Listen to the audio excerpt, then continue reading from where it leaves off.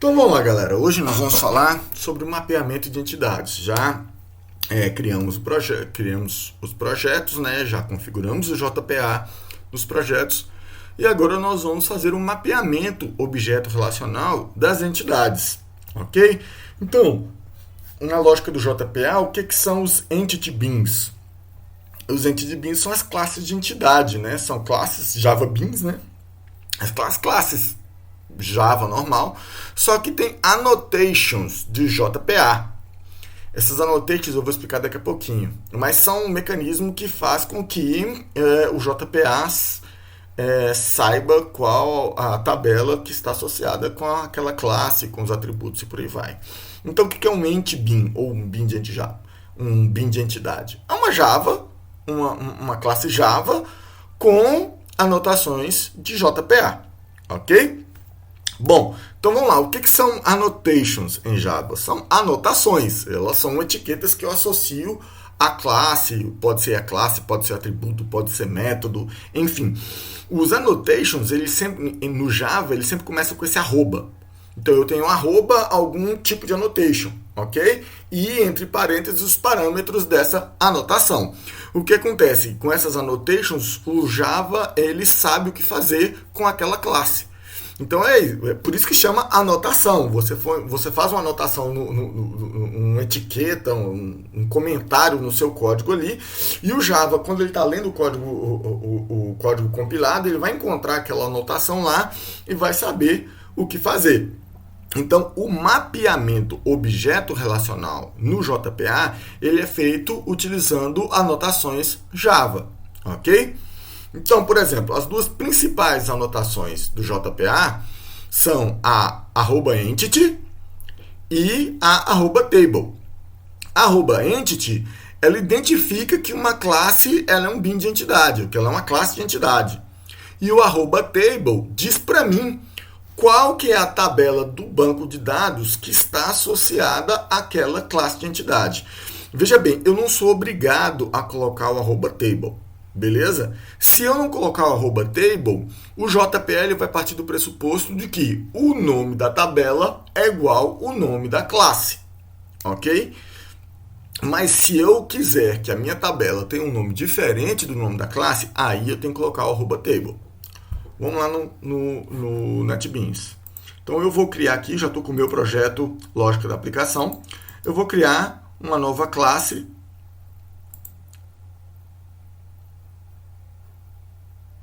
Eu vou escolher Persistence Entity Class, ou classe entidade, ok? Vou chamar minha nova classe aqui de classe usuário, ok? A chave primária vai ser o tipo long, é melhor do que utilizar o tipo long do que o tipo int, ok? Porque ele tem uma amplitude maior de valores. Finalizo.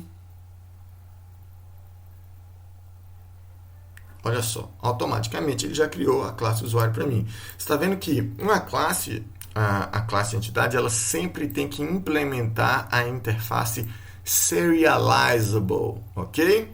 Isso aqui é obrigatório. Você vai ver que automaticamente a minha classe veio aqui com @entity. Ela não veio com @table. Eu posso querer, por exemplo, se eu deixar do jeito que está, eu estou partindo do pressuposto que a tabela no banco de dados para a classe usuário se chama usuário. Mas aqui, agora eu quero definir que a tabela não vai ser mais usuário, vai ser usuários. Usuários. Ok? Agora eu fiz o mapeamento da classe de entidade usuário com a tabela no banco de dados usuários, ok? Vamos continuar. Então, até aqui nós vimos duas annotations, a annotation entity e a annotation table. Bora para frente. Além dessas duas annotations, eu tenho duas annotations muito interessantes para lidar com os atributos de chave primária. Primeiro, o @entity identifica que um determinado atributo ele é uma chave primária. Eu posso ter chave primárias compostas, né, que são a chave primária que é composta por 2 ou mais atributos. Então eu vou ter @entity em cada um daqueles atributos. No geral, a gente utiliza uma chave primária simples, né, com um único atributo. Então, geralmente eu tenho só um @entity, mas eu posso ter mais de um atributo, ok? E o generated value, ele especifica qual que é a estratégia de geração de valor de uma chave primária. Então, quando a gente está utilizando, por exemplo, o MySQL, a gente tem lá o auto increment, né, que ele gera automaticamente o valor da chave primária. Então, esse aqui eu tenho vários tipos, né, o generation type. Eu pode ser auto, que é o automático, que ele pega o do banco de dados. Ele pode pegar sequência, ele vai fazer valores incrementais sequenciados. Um valor de identity, né, que pode ser um outro valor que já existe na chave primária, ou pode ser uma table, que ele aí, no caso, o JPA cria uma tabela para controlar a geração das chaves primárias. Eu recomendo, inicialmente, vocês utilizarem o tipo auto, ok? O identity e sequence também, mas nesse momento evite o table. Se vocês olharem aqui no código que nós geramos, automaticamente ele já gerou aqui, ó, o ID para o atributo ID, o @ID, identificando que esse atributo aqui é o meu atributo de chave primária, ok?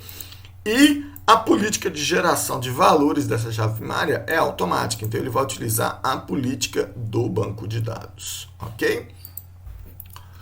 Bom, então nesse momento a minha classe de entidade só tem a chave primária. Eu quero colocar algumas outras coisas aqui, por exemplo, no caso do usuário, tá? Eu vou ter private string login. Eu vou ter private string senha, ok? Eu posso ter, por exemplo, também private date último acesso, ok? Opa, desculpa, Ctrl Shift I, date, é isso aqui mesmo, ok, beleza. Então eu tenho esses 3 novos atributos aí. Como que eu vou mapeá-los no banco de dados, senhores? Vamos lá. Para mapear colunas comuns do banco de dados, a gente utiliza o @column, ok? Então, quando eu utilizo a annotation @column, eu estou associando aquele atributo a um determinado campo de uma tabela no banco de dados, ok? Ele pode ser associado a qualquer atributo da classe. Inclusive, eu posso colocar o @column lá no ID. Do jeito que está aqui, agora, o campo lá no banco de dados vai ser ID. Ele vai se chamar ID. Mas eu posso colocar uma @column aqui, beleza? Para falar que o nome desse atributo é, sei lá, code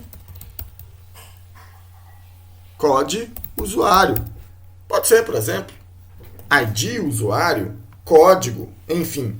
Posso estar dando um nome diferente a esse campo lá na tabela de usuários, ok? Se eu deixar sem o column, significa que o nome do atributo lá na tabela vai ser o mesmo, o nome do campo lá na tabela vai ser o mesmo nome do atributo aqui na classe, ok? Para os demais campos aqui, igual aqui no login, eu vou colocar outros atributos. Então, o @column, a annotation @column, ela tem uma série de atributos. Por exemplo, name, que é o nome do campo da tabela. Length é o número de caracteres, no caso da string, isso aqui eu preciso muito. Então, aqui eu já vou colocar length. Então, o meu login ele pode ter no máximo 250 caracteres. Ok? Esse nullable aqui ele é muito importante. Nullable quer dizer se esse atributo pode ser falso, pode ser nulo ou não. No caso, o meu login jamais pode ser nulo. Ok? Então, o meu nullable tem que ser igual a false. Ok? Unique indica que o valor do campo não pode se repetir. No caso aqui, eu não posso ter dois logins iguais. Então eu vou colocar unique true. Ok? Então o valor desse campo login jamais pode se repetir entre dois registros.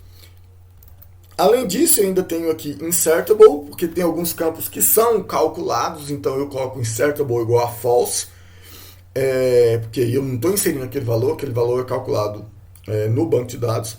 Updatable, se eu colocar updatable igual a false, significa que eu posso inserir aquele valor, mas eu não posso atualizar aquele valor mais. Então aquele campo ele só é inserido uma vez e nunca mais é atualizado, o que a gente chama de valor constante. Eu tenho Precision and Scale, que eu vou conversar sobre eles mais detalhadamente daqui a pouco. A gente utiliza muito isso para valores monetários, ok? E se eu quiser colocar a consulta SQL propriamente dita daquela coluna, eu posso utilizar o Column Definition, ok? Eu não recomendo muito não, mas enfim. Então aqui no meu login eu especifiquei que o campo do banco de dados vai se chamar login mesmo, ok? Mas ele vai ter 250 caracteres, ele não pode ser nulo e ele não pode se repetir. Eu vou colocar um outro aqui, column, ok? Vou falar, não vou estabelecer um limite de tamanho de senha, mas eu vou dizer que ele não pode ser nulo. Ok? É tudo que eu preciso dizer. Se eu não coloquei o nome do campo aqui, significa que o nome do campo lá é o mesmo do atributo. Ok? Aí embaixo eu tenho o tipo data. Gente, tipos data, eles são específicos aqui no JPA. Eu tenho que utilizar a annotation temporal para especificar qual que é o tipo de data. Então, o temporal type, ele pode ser date, se eu quiser armazenar somente dia, mês e ano. Ele vai ser time, se eu quiser armazenar somente hora, minuto, segundo. Ou ele vai ser timestamp, se eu quiser armazenar dia, mês, ano, hora, minuto, segundo. Ok? No nosso caso ali do último acesso, eu quero armazenar qual foi o dia, mês, ano, hora, minuto, segundo que aquele usuário logou por último no sistema. Então eu vou colocar um @temporal aqui em cima de @temporal. Ele não vai reconhecer, Ctrl Shift I para inserir lá. Aqui dentro eu vou colocar o meu temporal type timestamp. Ok? Eu poderia colocar um @column aqui embaixo, ok? Dizendo, por exemplo, que esse valor nunca pode ser nulo. Mas nesse caso, esse valor pode ser nulo, porque assim que eu crio o usuário, ele nunca vai ter entrado no sistema. Então, ele vai criar uma dificuldadezinha aí, ok? Agora que eu criei esses três atributos, fiz um mapeamento desses três atributos, eu vou criar os getters e os setters aqui para manter o padrão do Java. Então vamos lá, insert code, getter e setter, login, senha e último acesso. Gerei automaticamente. Vou colocar aqui também, se eu não me engano, acho que ainda está faltando aqui. Está faltando, eu já tenho, olha, hashcode, eu já tenho o meu equals, que eu já tenho o meu toString. O meu toString de usuário, por exemplo, eu vou mudar. Eu vou colocar o toString para retornar o nome do usuário. O login do usuário, perdão. This.login. Ok? Beleza? Aqui está faltando um construtor sem parâmetros, que eu vou inserir aqui agora. Constructor e construtor sem parâmetros. Gerei o código. Ok? Eu posso criar, quantos vocês sabem bem disso, eu posso gerar um construtor, vários construtores, né, com múltiplos parâmetros, mas eu tenho que ter pelo menos um construtor sem parâmetros. Beleza? Último login, último acesso, new date. Beleza, tá aqui o meu construtor simples. Então esse Esses são os mapeamentos mais simples que a gente pode utilizar na classe. São as annotations entity, annotation table, annotation ID, annotation generated value, annotation column e annotation temporal. Ok? Agora nós temos que passar para testar isso que eu fiz aqui. Para isso eu tenho que utilizar o Entity Manager. Então nós vamos lá na frente, vamos aprender sobre o que é o Entity Manager e depois a gente volta para aprender outras técnicas de mapeamento um pouco mais aprofundadas.